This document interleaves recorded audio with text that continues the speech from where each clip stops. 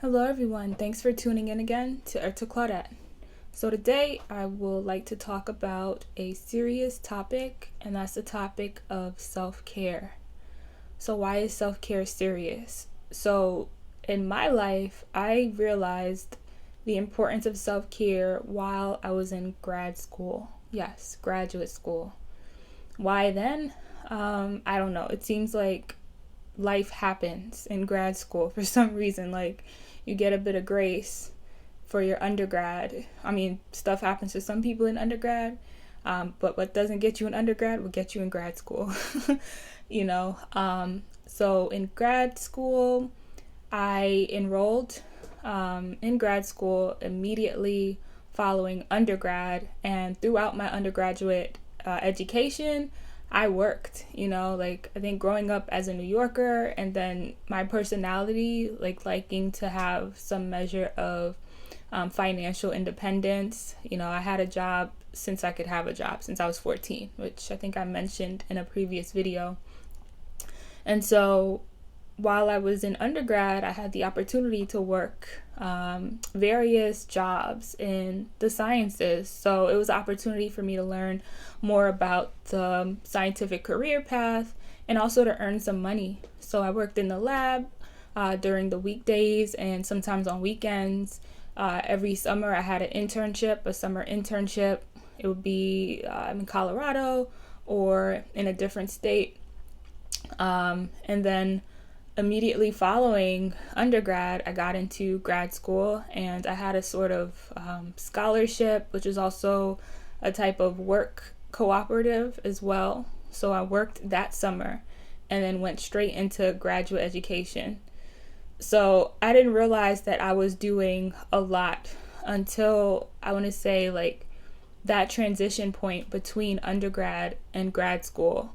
I remember feeling inflamed, like, in my body, and that was a feeling I didn't know about. I wasn't really aware of inflammation or really any sort of like overt physical discomfort until that point. I just remember speaking to my roommate and friend and saying, like, hey, I feel a little funny, and she was noticing in my pictures, like my my undergrad pictures, that like my face seemed a bit more like wider, like, and mostly like more swollen, I should say. So not just like weight gain, but more like swollen, right? Like water gain. I remember there were points where I felt a bit more tired than normal, but I would like just power through it, which you are forced to do when you're in school and you have all these like deadlines and obligations.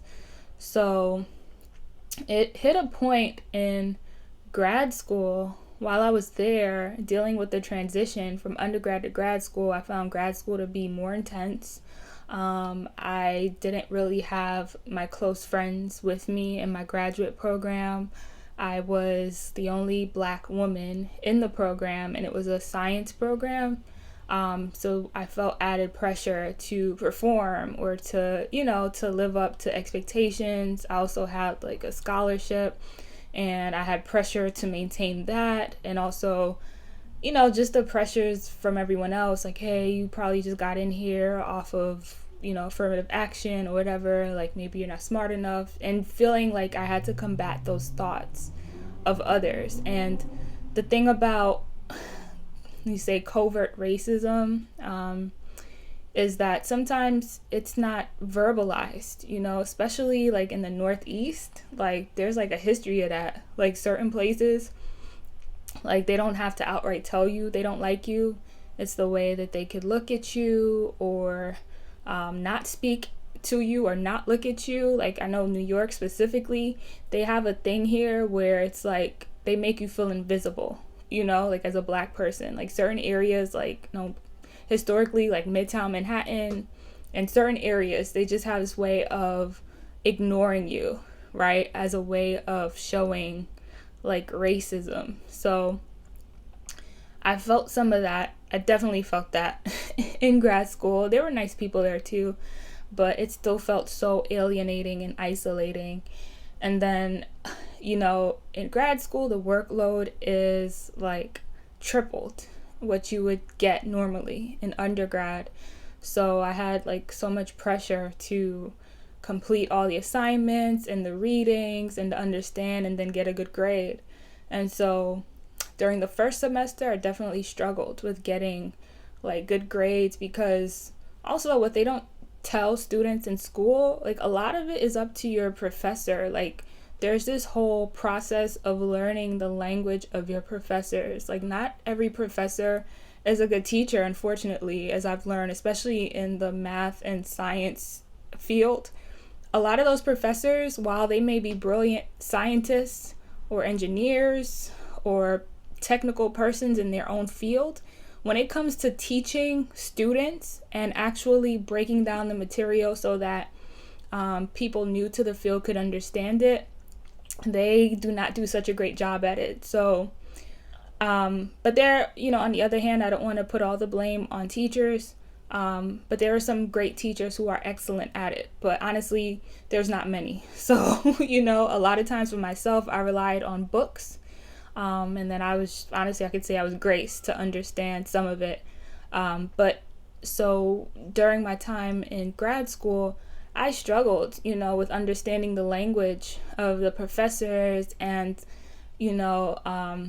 just also feeling like I had to do more, feeling like, oh, maybe I'm not doing as great as I should be, or everyone's watching me, like, look at the black person, like, oh my God, So it was just a hot mess. And so in the midst of that, while I would be studying, I would lock myself in my apartment, like, just to focus. Like, I put so much pressure on myself to study and to learn and to understand.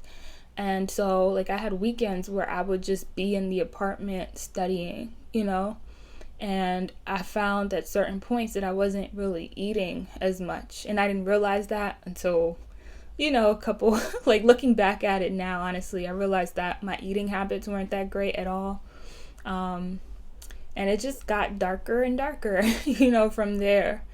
And it got to certain points where I just remember feeling so, like, unhappy and so low that I just wouldn't get up sometimes, like, to eat or to drink, even though I would be hungry or thirsty. I just didn't have the willpower to take care of myself because, I don't know, like, it was just not a good space emotionally or mentally, and that impacted the physical. So, I tell that story to say, that your self-care is the best care that you can give yourself. How I got out of that situation, things got kind of, dark, and then it got better. So I had a naturopathic doctor that I was introduced to, and she helped me to really identify some of my, like, emotional triggers and set up a structure for nutrition. So a way that I could look at food and pick meals that wasn't overly intricate, and just have a greater awareness of what I was putting in my body, when I was putting it in my body, and really thinking of food and eating and just taking care of my general health and well-being as a radical way of, like, loving myself, like radical acts of self-care is what I would like to term it. I don't know if anyone else thought about that, but that's what I came to think of it as. So I restructured my life in the sense of prioritizing, like, my meals, prioritizing breakfast, and thinking about, like, my sugar intake. If I'm eating carbs, like, making sure I'm balancing that with, like, a butter, a healthy fat, so that it's not hitting my body like sugar, things that no one ever spoke to me about. With regards to nutrition, my naturopathic doctor, she really helped me to implement those things into my daily life, and I took off with it. I found that I had, a great joy in doing, those prescribed acts as far as nutrition and health. And she also promoted, daily activities like physical activities, walking, jogging, exercise. And I realized that I enjoyed doing that. Not only did I have to do it for myself, I actually enjoyed doing it, and I felt so much better, implementing those tools and tips. And so I was able to finish out grad school having implemented those tips. And I saw an improvement, honestly, in my grades and just everything, in my outlook and in my mindset. So, and also, I'd be remiss if I didn't say, like, my faith also grew as a part of that. Like, honestly, that's the foundation of everything that I do and say. And I'd be remiss if I didn't say that. So I must say that. But definitely the work factor, right? A popular Christian quote, if you're not Christian, is like, faith without works is dead. A biblical scriptural quote. And so the work part is activating the faith, knowing that I'm meant to be here and to fulfill this work. Like, for me, it was getting through grad school. I knew that I could do it. I knew that I wasn't going to drop out. I knew that I was going to complete it. And me implementing the health tips and the health tools that my naturopathic doctor gave me, as well as exercising my faith, allowed me to really make it out. And then also realizing that my colleagues, my classmates were struggling as well. Like, I wasn't the only one. And it wasn't until, like, we had our graduation parties that I was hearing some of their stories. And these are people from different places. I know there's someone from, I believe it was Iceland, and she had her struggles, and there were people of all nationalities and colors there, white, people from India, people from all over, and they had their own unique struggles.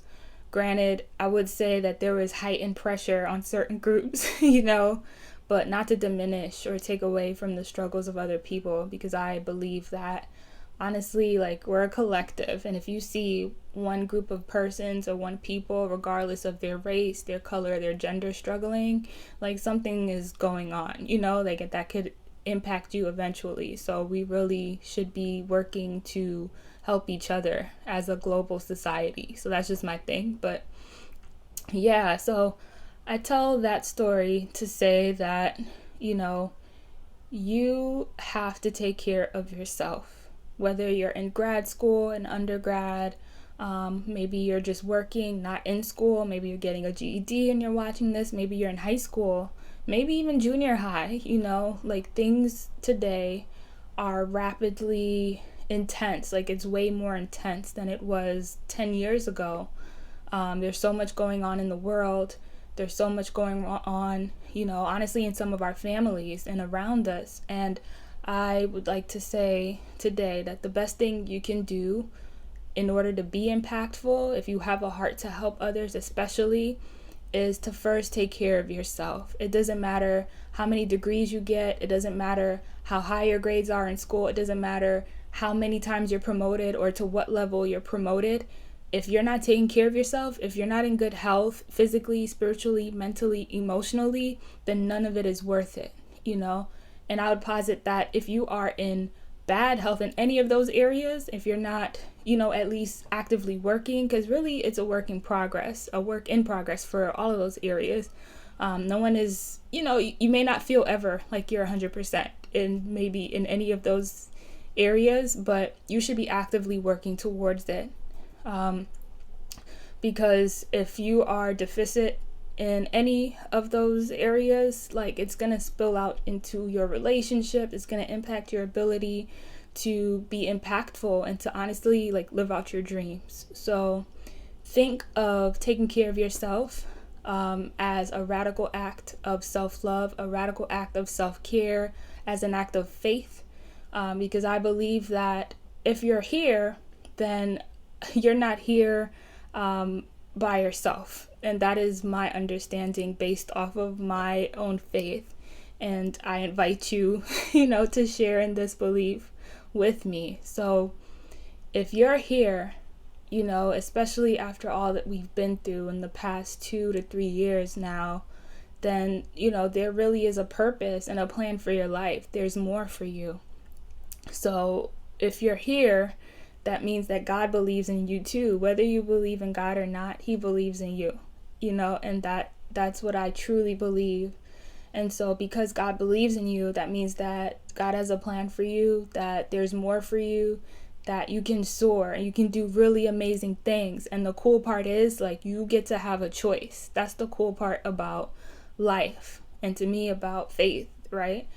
And just living, you have the power of choice. You really can create an awesome day, an awesome life for yourself if you focus and if you take care of yourself. So the point of this video, again, make sure you're taking care of yourself.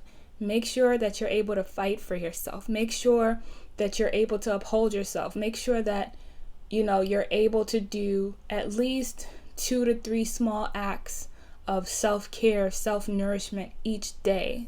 Acts that empower you, that strengthen you, whether it's drinking more water, maybe it's praying more, maybe it's taking a walk, maybe it is vocalizing your feelings in a healthy way to those around you. Maybe it is spending more time with your children or reading. Whatever it is, just make sure that you are taking care of yourself, that you're loving you, that you're fighting for you, because if you can't fight for you, you can't fight for anyone else. And we need you to fight. We need you to win. We need you to survive, because you have awesome things within you. You have power that, that and ideas and strategies and talents that the world needs, no matter how old you are. So yeah, I encourage you to take care of yourself. Think of your radical acts of self-love. List them in the comments below. Let me know what you plan to do to take care of yourself more intentionally.